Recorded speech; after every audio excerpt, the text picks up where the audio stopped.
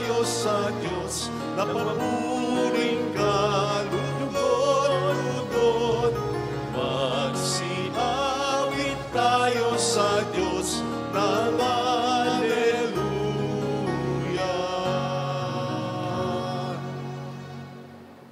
Sa ngalan ng Ama at ng Anak at ng Espiritu Santo. Amen.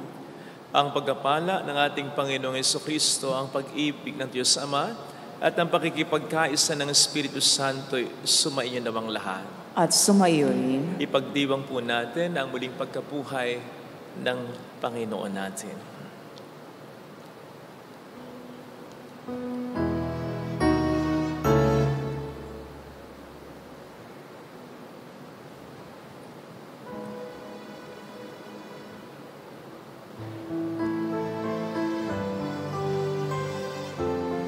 Papuri sa Diyos sa kaitaasan.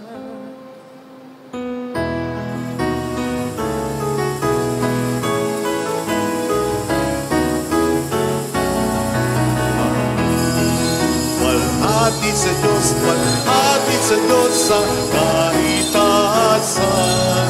Walhati sa Diyos, walhati sa Diyos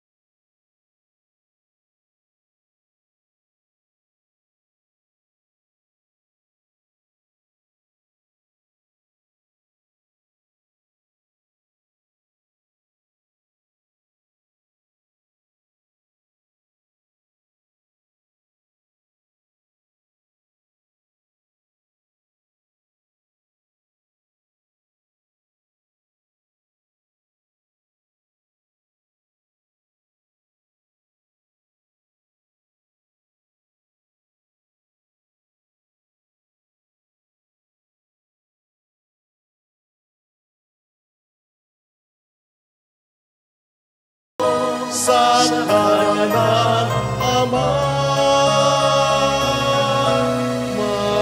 Maawa ka sa amin. Maawa ka sa amin. Walhati sa Diyos, walhati sa Diyos sa nakaitasan.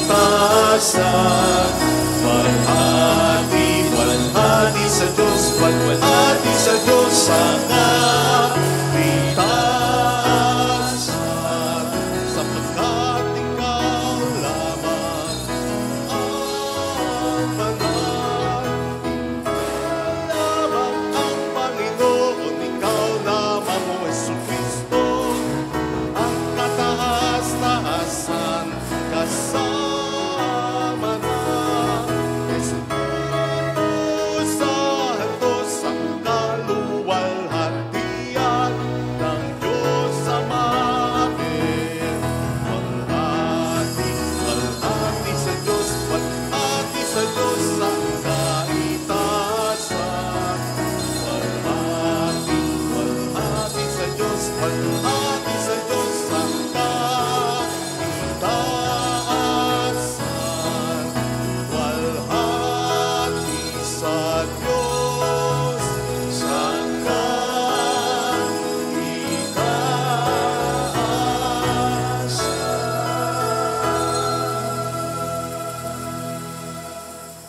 Iyuko natin ang ating ulo. Manalangin tayo. Ama naming makapangyarihan, ngayon binuksan mo para sa amin ang pintuan ng kalangitan sa pananaig ng iyong anak sa kamatayan. Ipagkaloob mo sa pagdiriwang namin ng Pasko ng pagkabuhay, kami mabuhay sa pagkapanibagong dulot ng iyong Espiritu, sa kaliwanagan ng buhay mo sa pamamagitan ni Jesucristo, kasama ng Espiritu Santo magpasa walang hanggan. Amen.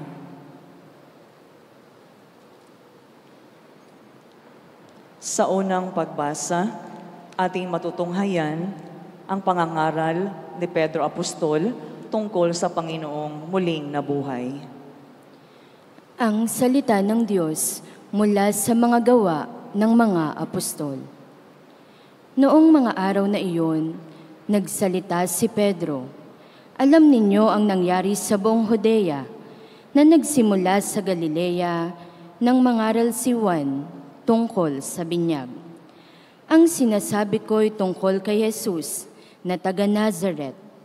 Ipinagkaloob sa kanya ng Diyos ang Espiritu Santo at ang kapangyarihan bilang katunayan na siya nga ang hinirang. Sapagkat sumasa kanya ang Diyos, saan man siya pumaroon, ay gumagawa siya ng kabutihan at nagpapagaling sa lahat ng pinahihirapan ng dyablo. Saksi kami sa lahat ng ginawa niya sa lupain ng mga Hudyo at Jerusalem. Gayunmay, siya'y ipinako nila sa krus, ngunit muli siyang binuhay ng Diyos sa ikatlong araw. Napakita siya, hindi sa lahat ng tao, kundi sa amin lamang, na noon pang unay, pinili na ng Diyos bilang mga saksi. Kami ang nakasama niyang kumain at uminom pagkatapos na siya'y muling mabuhay.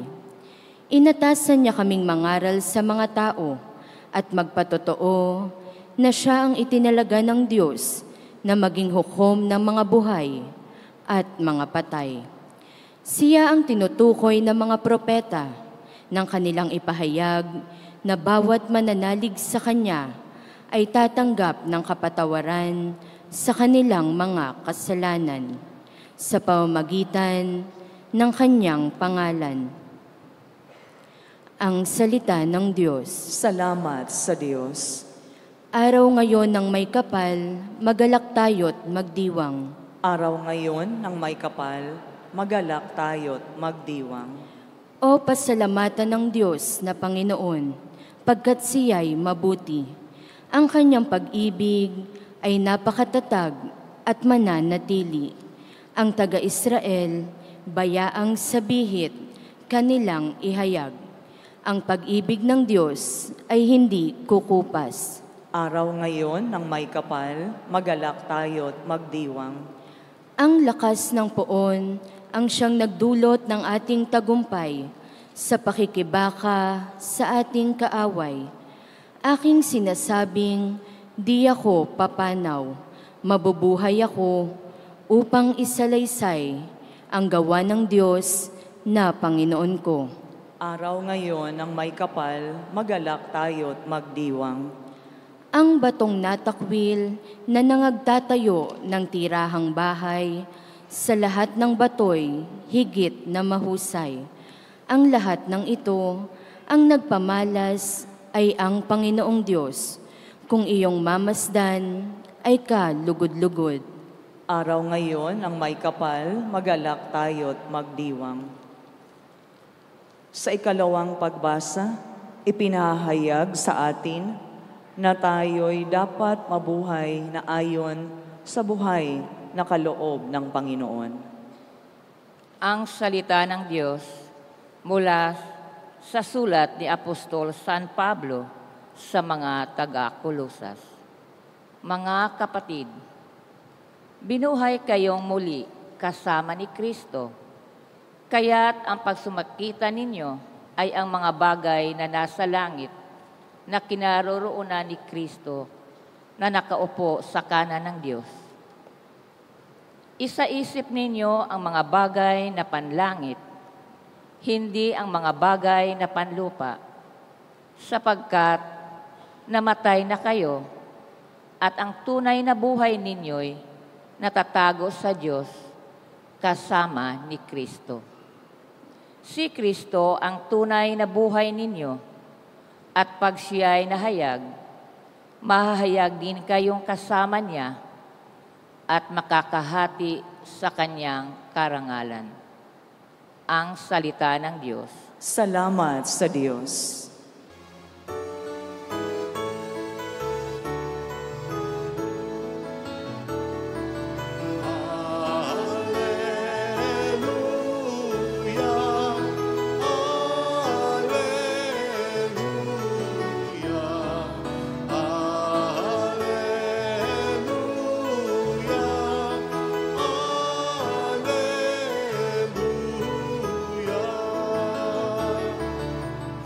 Christ our Paschal Lamb has been sacrificed.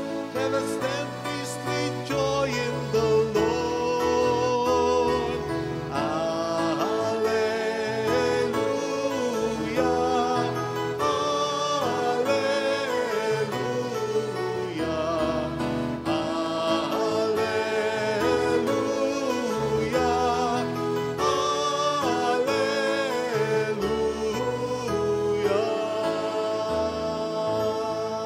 The Lord be with you.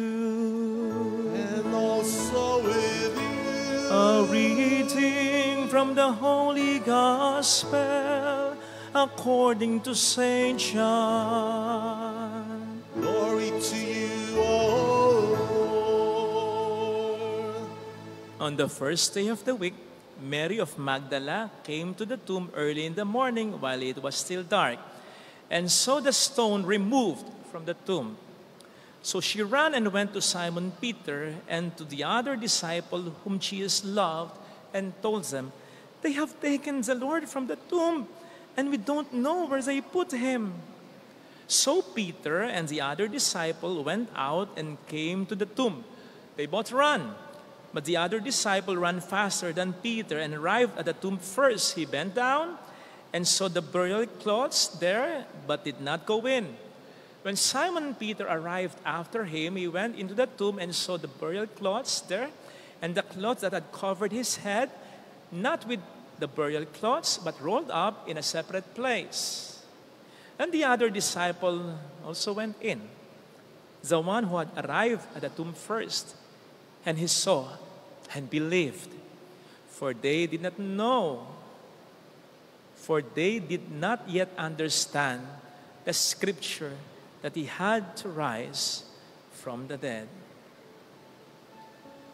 The Gospel of the Lord. Praise to you, Lord Jesus Christ.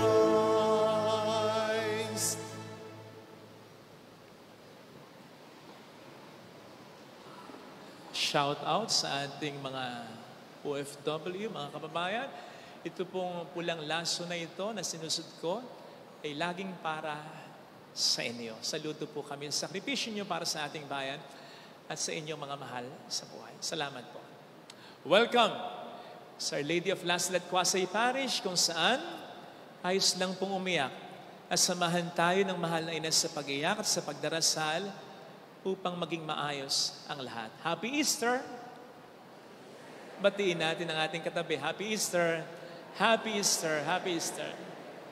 Palakpakan muna natin ang ating Panginoong muling nabuhay.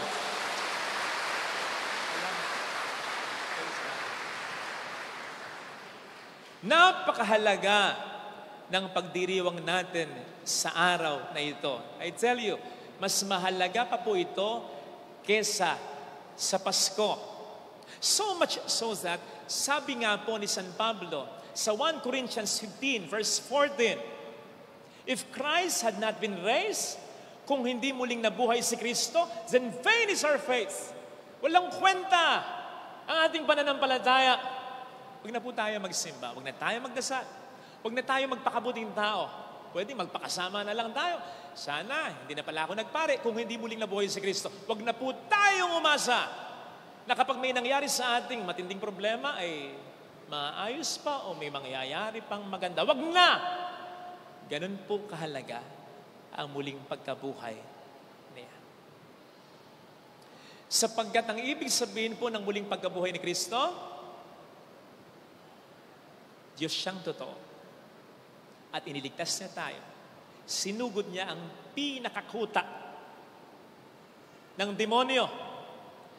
Sinugod niya ang pinakakapangyarihan ng kasalanan. Walang iba kundi ang kamatayan. At ito ay kanyang napagtagumpayan. Sipin niyo po, anong pinakamatinding pwede nating maranasan problema? Hindi kamatayan. At galing sa demonyo yan, pinagtagumpayan ni Jesus yan. Kaya ganun kahalaga ang atin ngayong pinagdiriwang. Meron nga po tayong kasabihan, di ba? Habang may buhay, may... Ba't ayaw niyo sumagot? Parang lolokohin kahit lolokohin. Tuloy niyo, habang may buhay, may... Oh, yun nga. Wala nang iba. But come to think about it, saan nga ba natin ikinakabit ang ating pag-asa? Sabi natin, habang may buhay. Kaninong buhay? Buhay natin? Oh, come on. Tandaan natin na gaano man tayo kalakas, kung maging super yaman o super makapangyarihan man tayo, may hangganan ang buhay natin. So, paano kapag naghihingalo na tayo, nagpipiligro na tayo, pag namatay tayo, paano na pag-asa natin? So yun na din ang the end? Kaya nga ba may expression tayo kung minsan, hanggang doon na lang. Hanggang dito na lang.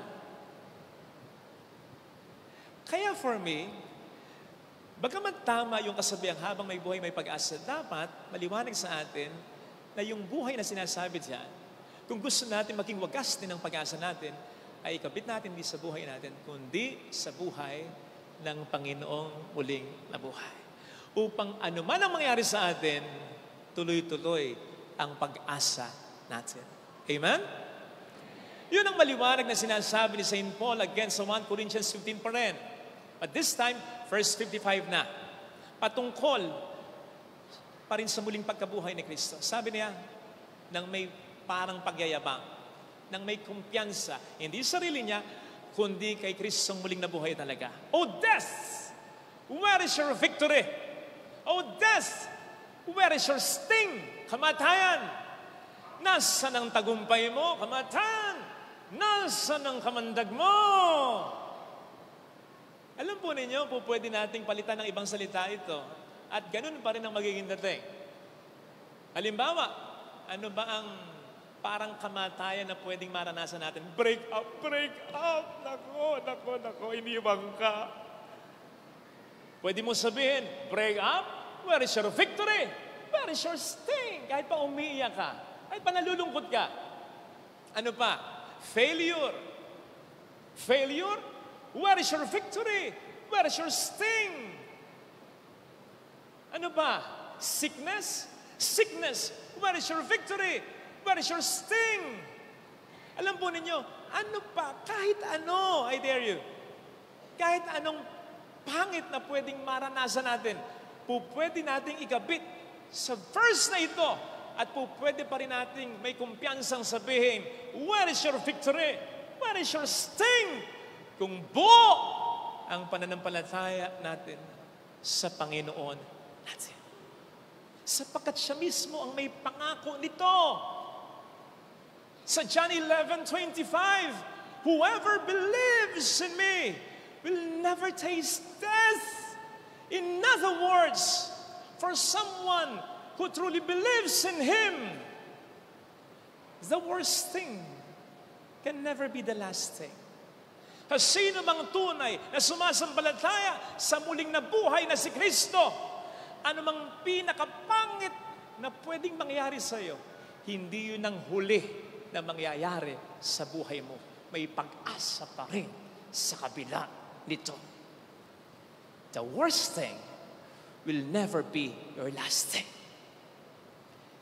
Isip po kayo kung ano ang worst thing na po pwedeng maranasan nyo. Come on, isip. Pagkahiwalay ng mga magulang mo, paglulukho ng asawa mo, pag-aaway-away sa mana ng mga anak mo, sa harap mo, pagkasira ng buhay ng anak mo,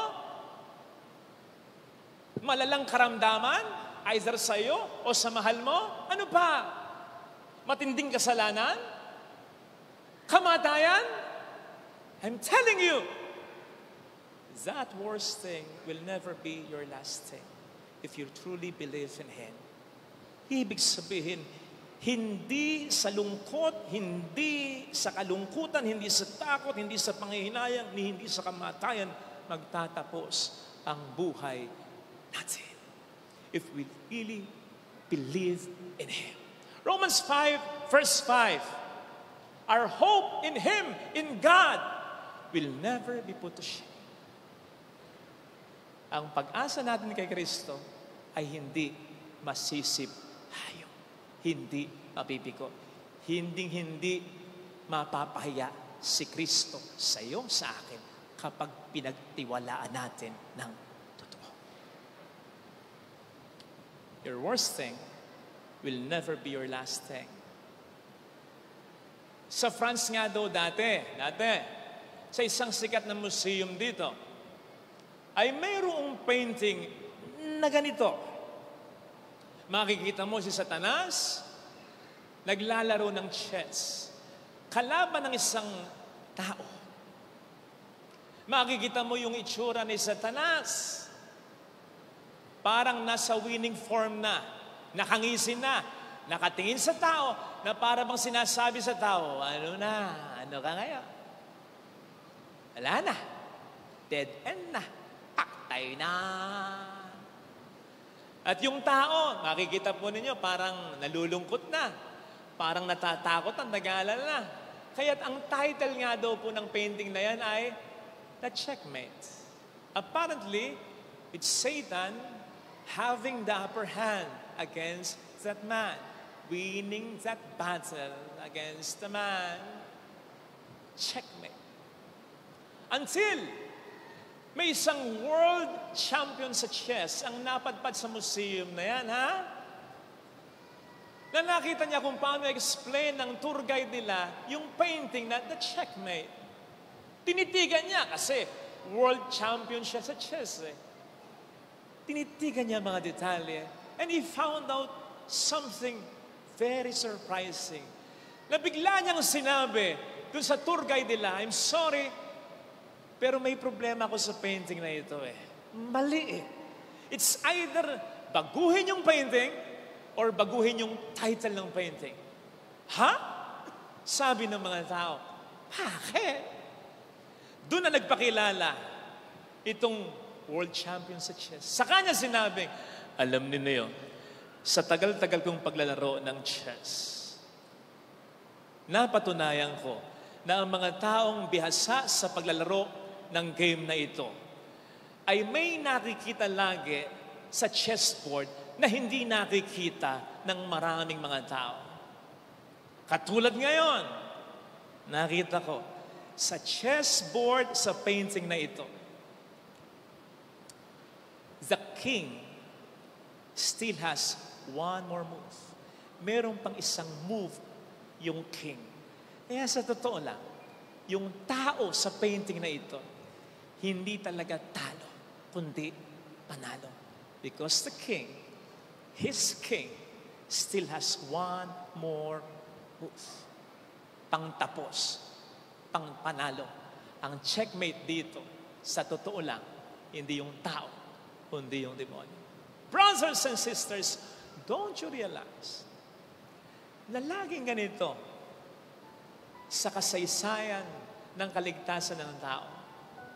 Yung puntong parang nagse-celebrate na si Satanas and his minions sa impyerno, na akala nila i-checkmate na nila ang mundo, ang mga tao. But then all of a sudden, Jesus, God, the King of Kings, still has one more move para manalo. Hindi ba't nangunang magkasala ang mga tao? May move agad ng Diyos. Nangako siya ng kaligtasan para sa tao. O hindi nga ba't nang sobrang tanda na si Abraham at ang kaniyang may bahay na si Sarah, nagkaanak pa rin sila kahit unders na. O hindi nga ba't nang nasukol na corner ng mga Ehipsyo ang mga Israelita sa dagat, hinati ng Diyos ang dagat. Hindi nga ba't nang ipakain si Daniel sa mga leon, sa lahat naman ng araw, noon pang araw na yun, biglang nawala ng ganang kumain ng leon. Ay hindi nga ba't nang itapon ni Haring Nebuchadnezzar si Meshach, Shadrach at Abednego sa pitong ulit na init na pugon, hindi sila na kahit ng usok ng pugon na ito. Hindi nga ba't nang kahit nasa ilang ang 5,000 tao, mga lalaki lang ang binilang, pwera pang mga babae at mga bata. So doble, triple pa ang bilang nito. Nasa gitna ng disyerto, walang makain, nabibiglang pinakain ni Kristo, binusog, at may pasyaron pa sa mga ito. Hindi nga ba't kahit 7 demonyo ang nagpahirap kay Maria Magdalena, abay, pinalaya pa rin ni Kristo. Siya pa ang unang nakakita, nakasaksi ng muling pagkabuhay ni Kristo. Hindi nga ba't kahit 12 taon ang dinurugo ang babae sa Ebanghelyo na naubos na ang kanyang pera sa kakapapagamot, laylayan lang ang nakapagpagaling sa kanya. Definitely and totally, laylayan ni Kristo. At hindi nga ba't mamamatay na lang na isang kriminal, yung isang magnanakaw sa tagliran niyang nakapako ring tulad niya, sa huli, binigay pa niya dito ang paraiso. At syempre, ang the move among all the moves, ang move ni Kristo, na after 3 days, He rose again from the dead. Mga kapatid, laging ganito. I assure you, kaya ka narito, kaya nagtitiwala ka sa Diyos, naka-experience ka na rin in one way or another na ganito. Yung bang, kung babalikan mo, hindi mo naisip kung paano mo nalusutan yung problema ngayon. At kaya patuloy kang nagdarasal, nagsisimba. Alam mo, ulit-ulitin sa iyong buhay ng Panginoon yun. Kaya sana, lagi nating isipin yun, ha? Masyado tayong matandain sa mga problema na naranasan natin. Hindi tayo masyadong matandaan kung paano natin ito narisolba sa pamamagitan ng tulong ng hindi nakikitang mga kamay ng Panginoon natin. Let's that sink in sapagkat uulit-ulitin yon ng Panginoon natin. Yung problemang parang cornered ka na, parang wala nang pag-asa, kapatid, lagi mong tandaan, ha? Yun ang style niya eh. The king still has one more move para ipanalo kanya. Besides, kung isipin po ninyo, yung narration ng paghihirap ng Panginoon, sige nga, anong madalas mong marinig dito? Di ba madalas na sinasabi dito, at nangyayari ito upang matupad ang nasusulat. Diba? Sabi pa ng Panginoon, ako magbibigay ng buhay ko at ako rin ang babawi nito. Siya pa rin ang nasunod. Kung kailan niya iyuyukayok ang kanyang ulo, kung kailan siya paaaresto, kung kailan siya mamamatay, at kung kailan siya muling mabubuhay. Siya pa rin ang may kontrol. Kahit na nahihirapan siya, kahit pinapako na siya, God was in total control. Si Caiaphas nag-prophesy. Mainam na sa isang taong mataya-alang-alang sa buong bayan. O di ba si Kristo yan? Unknowingly, nakapagbigay siya ng propesiya. Namutawi ang salita ng Diyos sa mga labi niya. O hindi ba si Pilato? Sinulat niya sa 3 iba't ibang wika, Latin, Grego, Aramaico, 3 major languages in those days.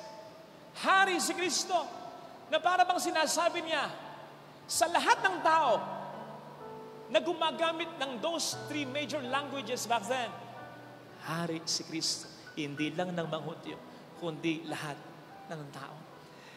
Ang Diyos ang may kontrol pa rin ng mga nangyaring paghihirap. Sa kabila ng mga nangyaring paghihirap, ang kalooban pa rin ng Diyos ang natuwa.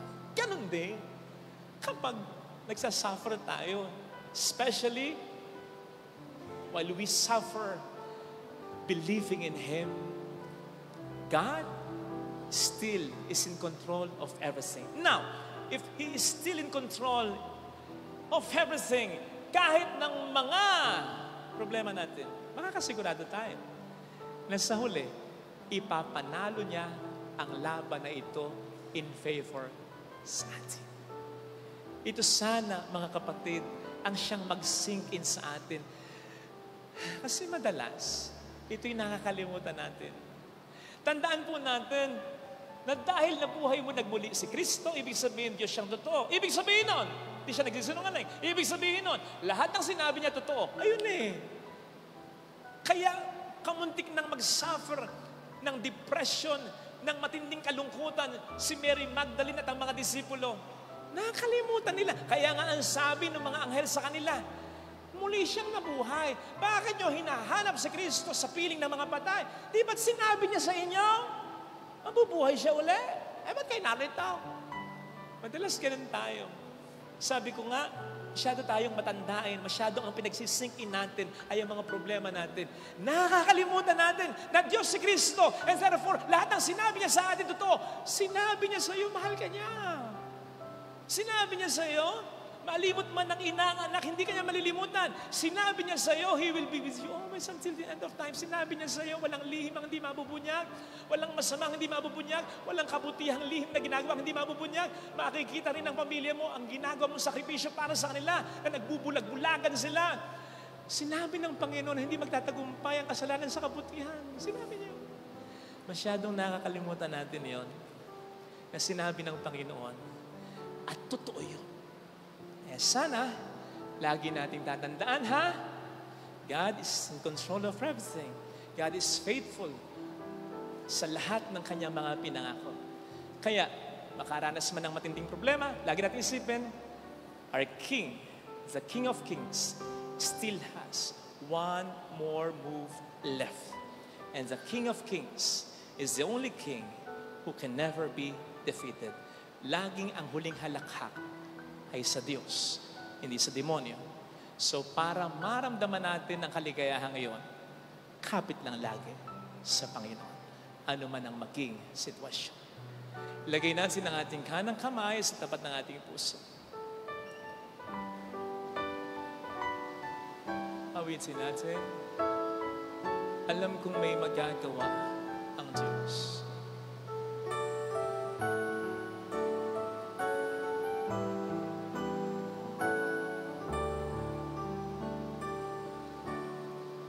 Alam kong may magagawa, makapangyarihan siya. Alam kong may magagawa ang Diyos. Walang imposible sa Kanya. Kung ako'y magtatapat, sa Kaniya'y maglilingkod, alam kong may magagawa ang Diyos.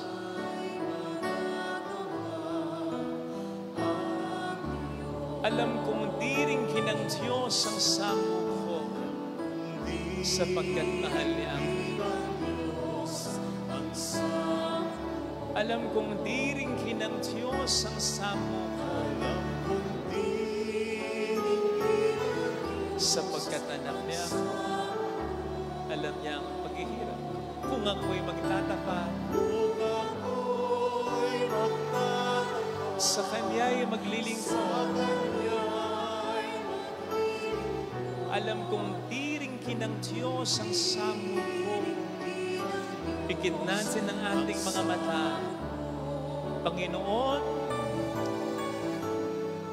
humihingi ako ng tawad sa iyo sa mga pagkakataon na ako'y napapako sa kalungkutan. Mas lumalaki ang aking takot, ang aking pangamba. Ito pala yung mga pagkakataon na pinakabit ko ang aking pag-asa sa kakayanan ko, sa kakayanan ng mga tao sa paligid ko. Mali pala.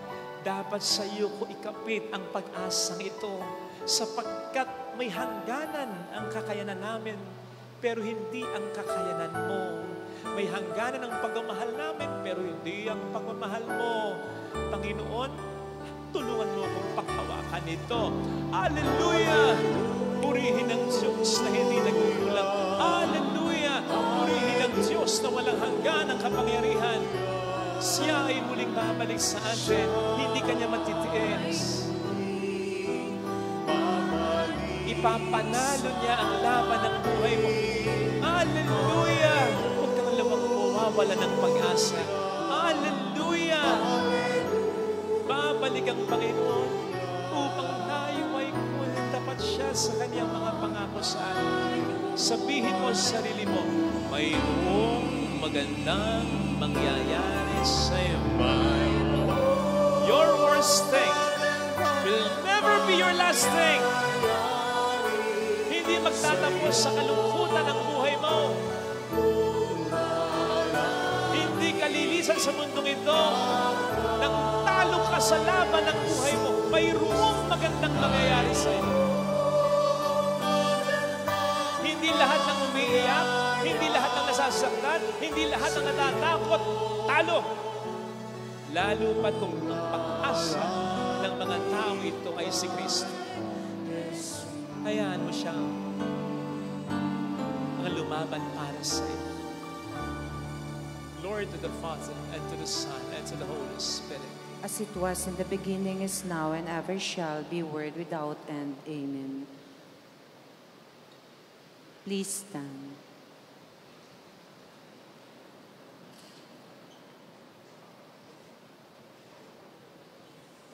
Brothers and sisters, through the Paschal mystery, we have been buried with Christ in baptism so that we may walk with Him in newness of life. And so, now that our Lenten observance is concluded, let us renew the promises of Holy Baptism by which we once renounced Satan and his works and promised to serve God in the Holy Catholic Church. And so I asked you, do you renounce sin so as to live in the freedom of the children of God? I do. Do you renounce the lure of evil so that sin may have no mastery over you? I do. Do you renounce Satan, the author and prince of sin? I do. Do you believe in God, the Father Almighty, creator of heaven and earth? I do.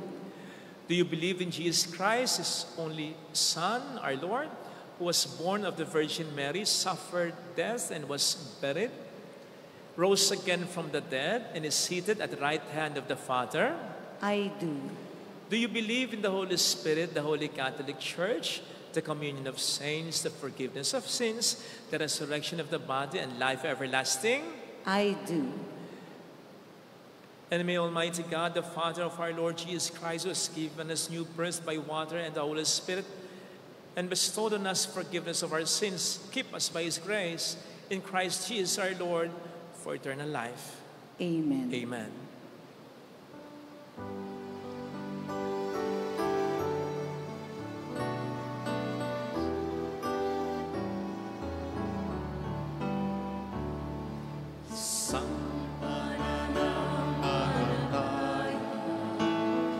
Isang pagbibigyan, isang Panginoon,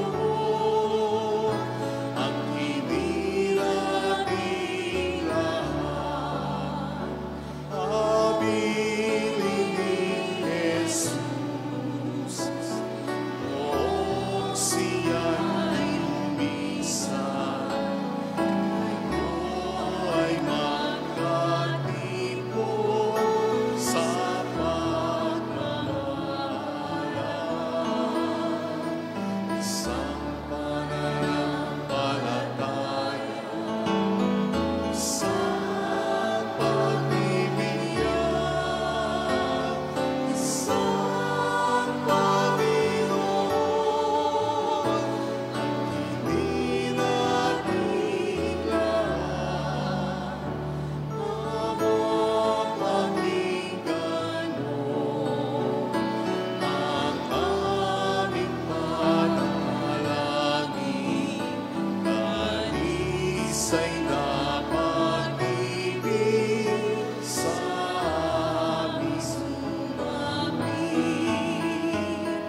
Isang pananampalataya, isang pagbibigyan, isang Panginoon,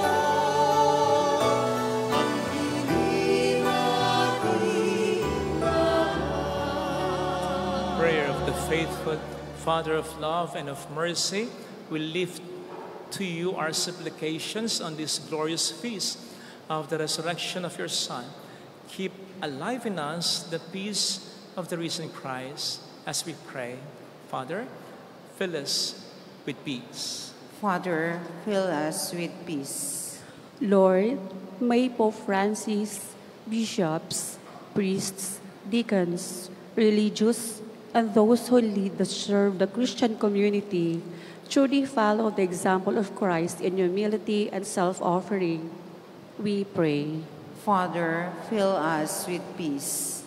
Lord, may those leading and aspiring to lead our nation have the genuine desire to serve the common good so that people may enjoy justice, respect, and freedom, and self-determination. We pray. Father, fill us with peace. Lord, may those who are newly baptized and all those who are baptized in Christ hold fast to the life of grace as we rejoice in Christ's triumph over sin and death. We pray. Father, fill us with peace. Lord, may those who died in joyful hope of eternal life be welcomed into your reign in heaven. We pray. Father, fill us with peace. Let us pray for the urgent concerns of our community and our personal intentions. We pray. Father, fill us with peace. Father, as we rejoice in this awful mystery, may we never cease to thank and praise you for the gift of redemption. We ask you to receive our petitions in the name of the risen Christ, your Son and our Lord. Amen. Amen. Offertory.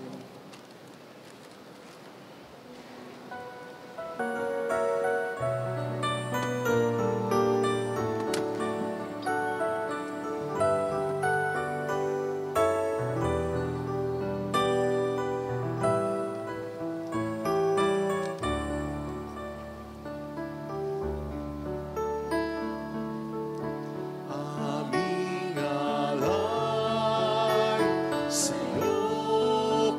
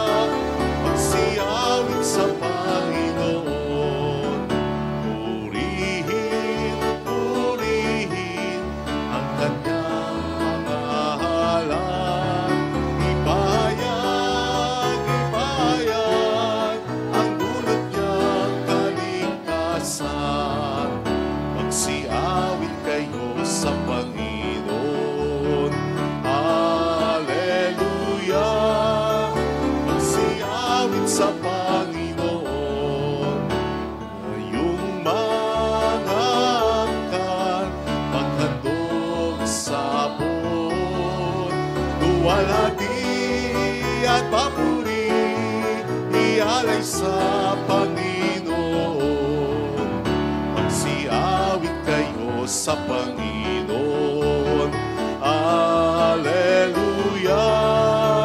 Magsiawit sa Panginoon. Inaampon, dapat na purihin. Siya'y nagbigay, siya'y nagbibigay ng langit sa ating lahat. Magsiawit kayo sa Panginoon. Hallelujah! Magsiawit sa Panginoon. Purihin, purihin ang kanyang pangalan. Ipahayag, ipahayag ang dulot niyang kaligtasan. Magsiawit kayo sa Panginoon. Hallelujah! Magsiawit, magsiawit, magsiawit sa Panginoon, sa Panginoon.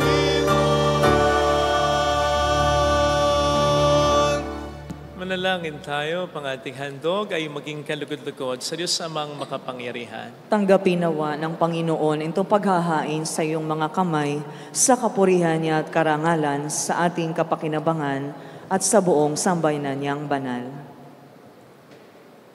Ama naming lumikha, masaya naming pinagdiriwang ang Pasko ng pagkabuhay. Ngayong aming ginaganapang paghahain ito ng anak mong mahal para sa muling pagsilang at pakikinabang ng iyong sambayanan. Sa pamamagitan niya, asama ng Espiritu Santo magpas sa walang hanggan. Amen. Sumainyo ang Panginoon. At sumayo rin. Itaas sa Diyos ang inyong puso at diwa. Itinaas na namin sa Panginoon. Pasalamatan ng ating Panginoong Diyos. Marapat na siya ay pasalamatan. Ama naming makapangyarihan, tunay ngang marapat na ikaw ay pasalamatan, lalo na ngayong ipinagdiriwang ang paghahain ng Mesiyas, ang maamong tupa na tubos sa aming lahat. Ang iyong anak na minamahal ay naghain ng sarili niyang buhay. Siya ang tupang maamo umako sa kaparusahan upang mapatawad ang kasalanan ng sanlibutan. Sa pagkamatay niya sa banal na krus, ang kamatayan namin ay kanyang nilupig. Sa pagkabuhay niya bilang manunubos, pag-asa at pagkabuhay ay aming nakamit. Kaya kaisa ng mga anghel na nagsiawit ng papuri sa iyo, nang walang humpay sa kalangitan, kami nagbubunyi sa iyong kadakilaan.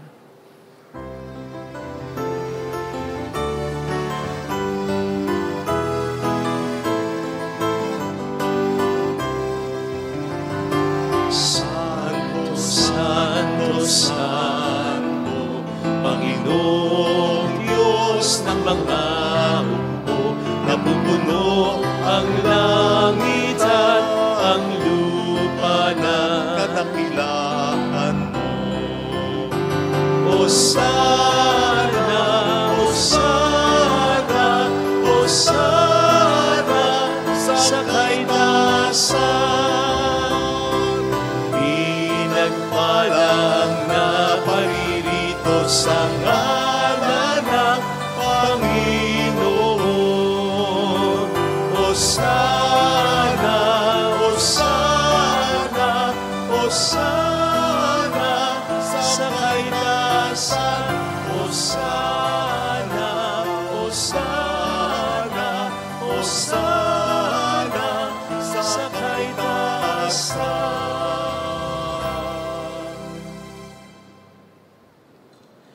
Ama naming banal, ikaw po ang bukhal ng tanang kabanalan, kaya't sa pamamagitan ng iyong Espiritu, gawin mo pong banal ang mga kaloob na ito upang para sa amin ay maging katawan at dugo ng iyong anak na aming Panginoong Jesucristo. Bago niya pinagtiis ang kusang loob na maging handog, hinawakan niya ang tinapay, pinasalamatan kaniya, pinaghati-hati niya iyon. Iniabot sa kaniyang mga alagad at sinabi, tanggapin ninyong lahat ito at kanin. Ito ang aking katawan na ihahandog para sa inyo.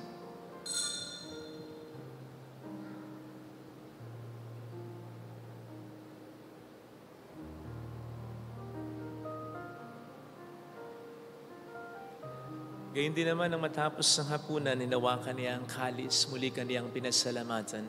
Iniabot niya ang kalis sa kaniyang mga alagad at sinabi, "Tanggapin ninyong lahat ito at inumin. Ito ang kalis ng aking dugo ng bago at walang hanggang tipan.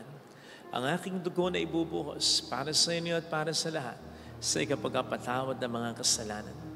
Gawin niyo ito sa pag-alala sa akin."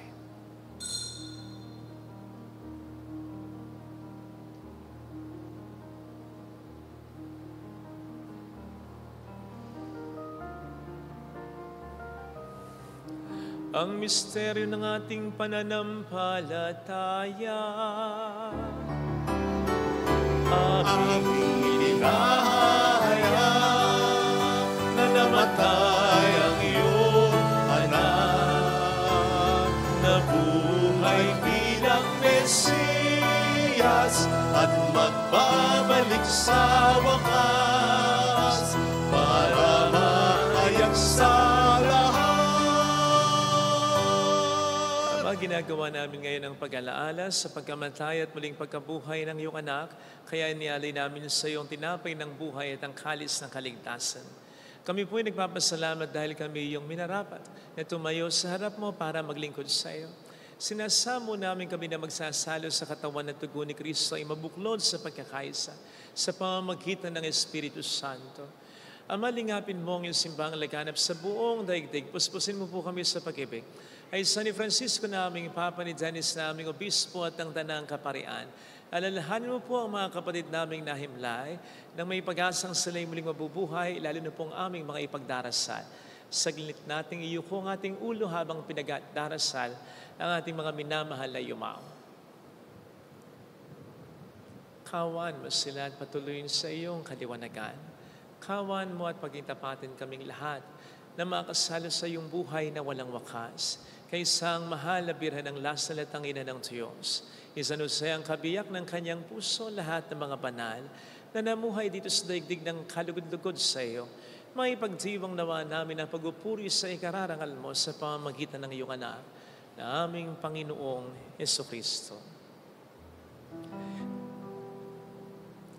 Sa pamamagitan ni Kristo, kasama niya at sa Kanya, ang lahat ng parangalan, papuri ay sa iyo, Diyos Ama, makapangyarihan, kasama ng Espiritu Santo, magpasawalang hanggan. Amen, amen, amen. Amen, hallelujah. Purihin ang Diyos, purihin ang Diyos. Amen, hallelujah. Amen, amen, amen. Amen, hallelujah. Sabay-sabay tayong tumawag sa Ama.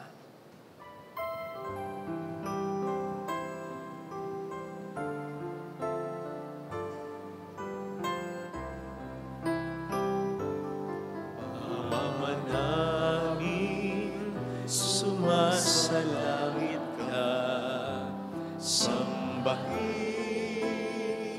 ang ngalan mo, mapasa amin ang kaharian mo, sundin ang loob mo dito sa lupa para ng sa langit.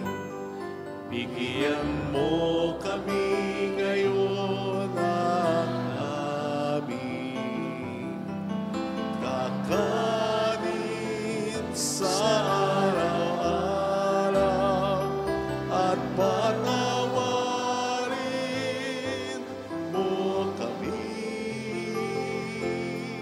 sa aming mga sala para ng pagpapatawad namin sa nagkakasala sa amin, at huwag mo kaming ipahintulot sa tukso, at iadya mo kami sa lahat ng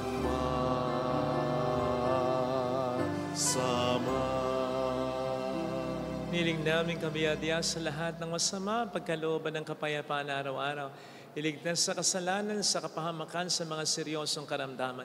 Samantalang aming pinaghahandaan ng dakilang araw ng pagkapahayag ng tagapagligtas namin sa Heso Kristo. Sapagkat iyo ang kaharian, ang kapangyarihan at ang kapurihan magpakailanman. Amen. Panginoong Heso Kristo, sinabi mo noon, sinasabi mo rin sa amin ngayon, kapayapaan ang iniiwan ko sa inyo, ang aking kapayapaan ang binibigay ko.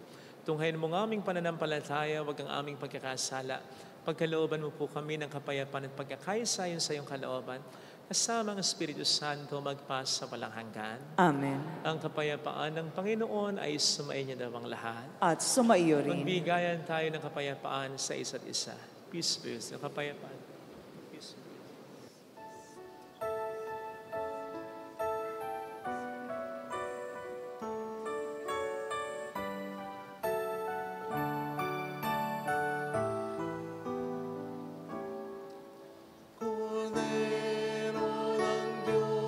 Na nag-aalis ng mga kasalanan ng sanlibutan.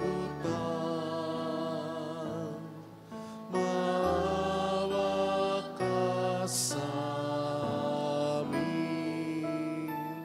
Kordero ng Diyos na nag-aalis ng mga kasalanan ng sanlibutan.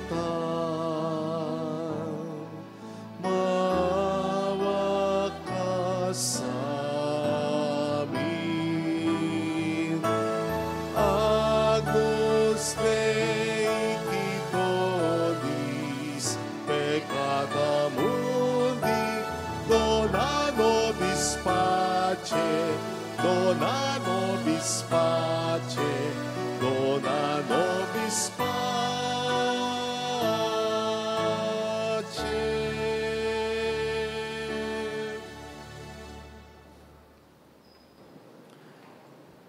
Narito sa harap natin ng Panginoon ang ating buhay at kaligtasan. Kaya't ang pinakapangit na pwedeng mangyari sa buhay natin, ang hindi pinakahuling mangyayari sa atin. Sapagkat ang Panginoon ang laging magliligtas sa atin. Mapalad tayong inaanayahan niya. Panginoon, hindi ako karapat-dapat na magpatuloy sa iyo, ngunit sa isang salita mo lamang ay gagaling na ako.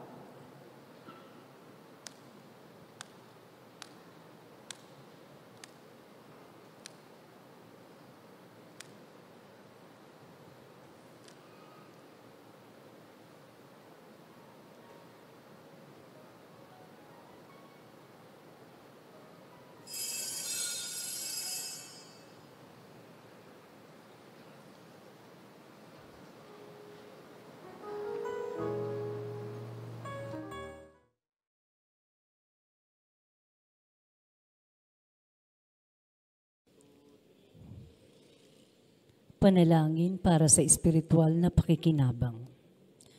Panginoong Hesus, ako ay naniniwala na ikaw ay nasa kabanal-banalang sakramento.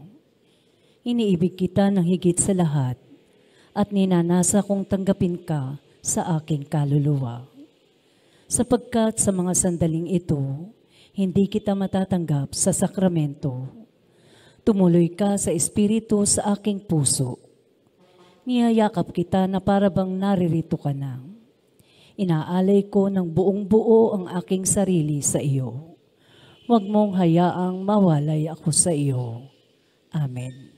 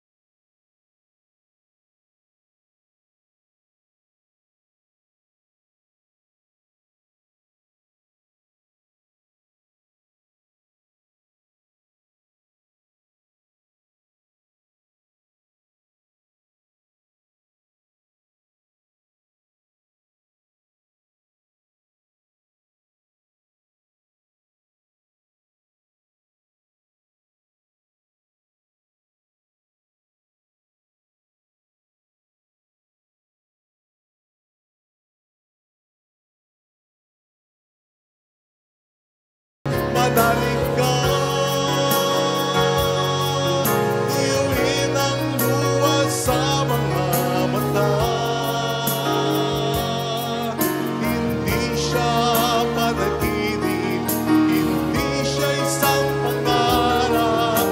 Siya ay buhay, manalig ka.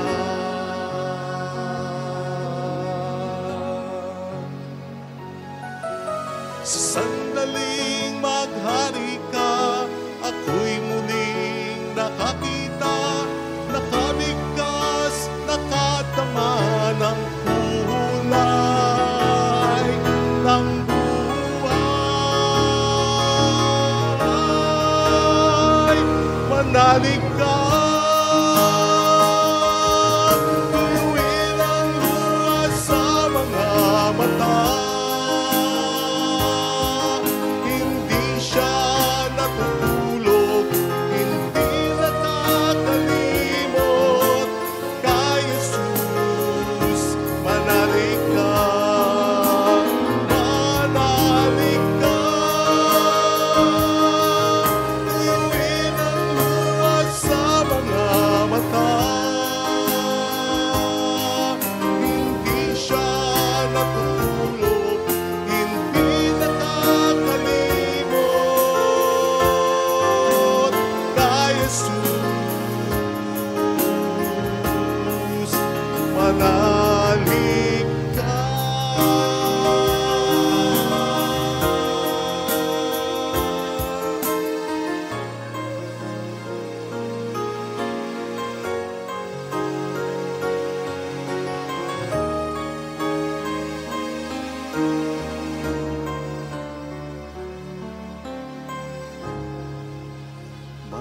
Manalig ka.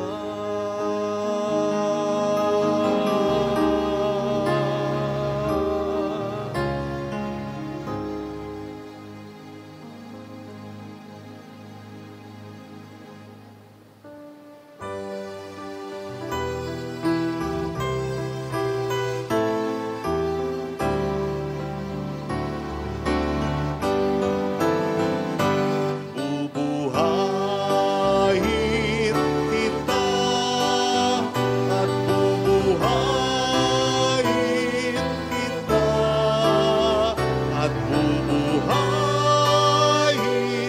kita ngayon at kailanman. Ako ang buhay mo. Halina sa aking piling, sino mang manalig sa akin, hindi mauuhaw magpakailanman. Bubuhayin kita at bubuhayin kita at bubuhayin kita ngayon at kailanman.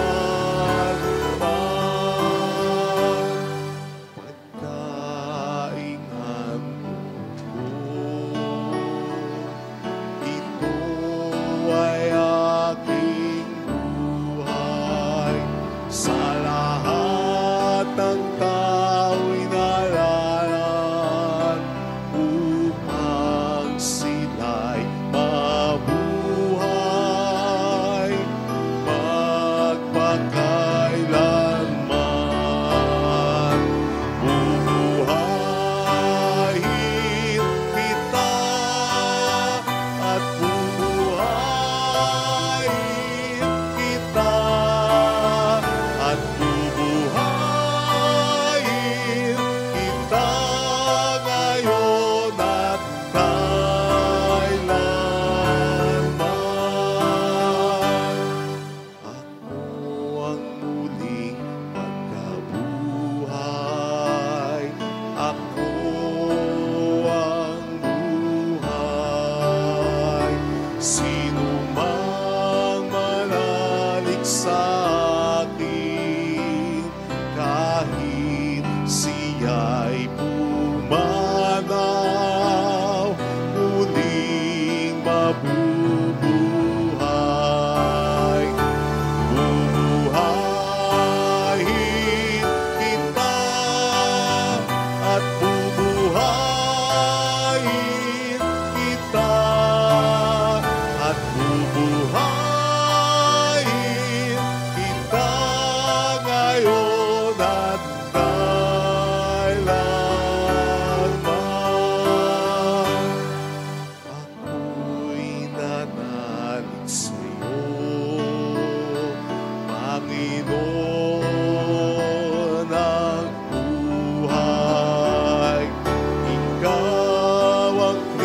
Kristong anak ng Diyos, sa aming sumasakop upang muling mabuhay. Bubuhayin kita at bubuhayin kita at bubuhayin kita ngayon at kailanman.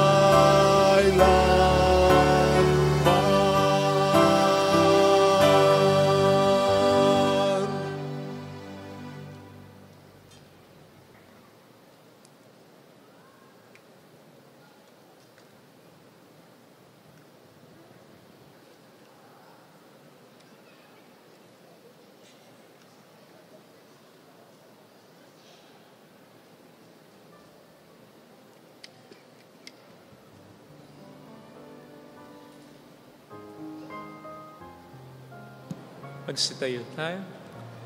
Manalangin tayo.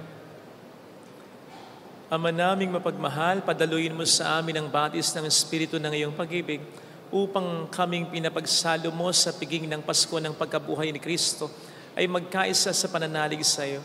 Sa pamamagitan niya, kasama ng Espiritu Santo magpasa walang hanggan. Amen. Holy Gods, Holy Mighty One, Holy Immortal One. Have mercy on us and on the whole world. Holy Gods, Holy Mighty One, Holy Immortal One.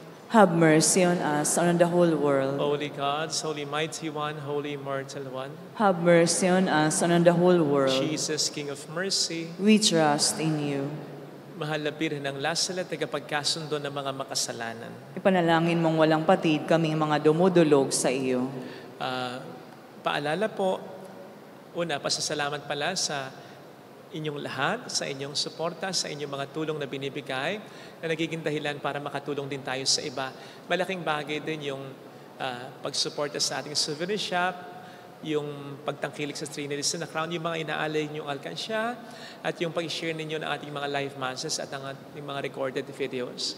Kasama po natin ngayon ang mga sa iba't ibang panig pa ng mundo na nagbibigay rin ng kanilang panalangin at tulong through our GCash and bank account. Mga kasama natin through online broadcast of this Mass. Maraming salamat po sa inyo. Paalala, wala pong kukuha o puputol ng bulaklak sa labas. Lalo na yung mga bonggambilya, matagal po nating pinabulaklak yan. Kaya sana, huwag naman po nating puputulin. Ha? Mayos kayo. Hindi, ako nagpapabulaklak nun eh. Ako inaalagaan ko yun eh. Tapos pag sa mga papasok, huwag po natin sasalubungin yung mga lumalabas, ha? Huwag po, please, iwasan po ang init ng ulo. Pasensya na po, bear with us kasi hindi natin kinakailangan o pwedeng buksan ang lahat ng pinto. Of course, in case of emergency, pero naka-aircon po tayo, mamahal po ang kuryente kapag nakalalabas po yung lamig. Pasensya na po. Yun. Yun lang po. Maraming salamat sa inyo. Pasensya na sa mga magpapabless na sasakyan. Nililimitahan lang natin sa 5 4 wheels ang ating binabless pag may susunod na misa.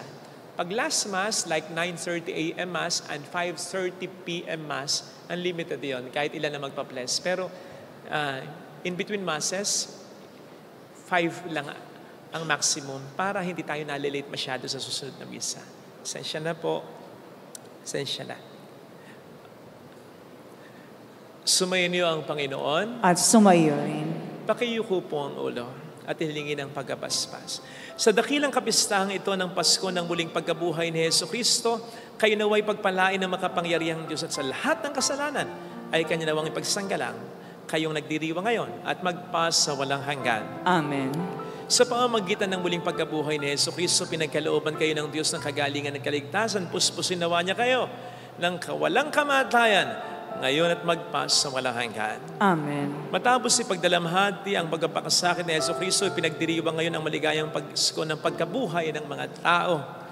Pasapitin nawa niya kayo sa kagalakan ng kanyang kapistahan sa kalangitan, magpas sa walang hanggan. Amen. At pagpalain kayong lahat kasama ang ating mga ipinagdasal, ang ating mga mahal sa buhay ng mapagmahal na Diyos, ng Ama at ng Anak at ng Espiritu Santo. Amen.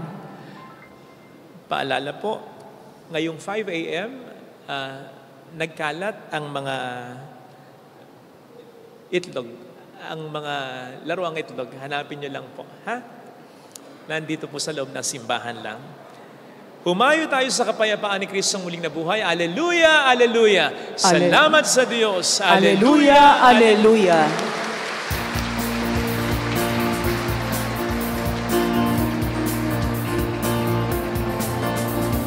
Mary, Mother of the Lord,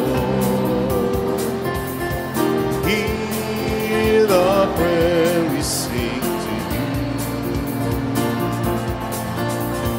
Let your tears sip in our minds and hearts as once they fell at Nazareth. Tell your people how to live again. Tell your people how to sing again. Tell your people how to dance again. Tell your people how to pray again. Mary, Mother of the Lord, here's the prayer we sing to you. Let your tears sip in our minds and hearts as once they fell at Nazareth. Salamat po. Thank you po. Salamat po. Ingat po kayo.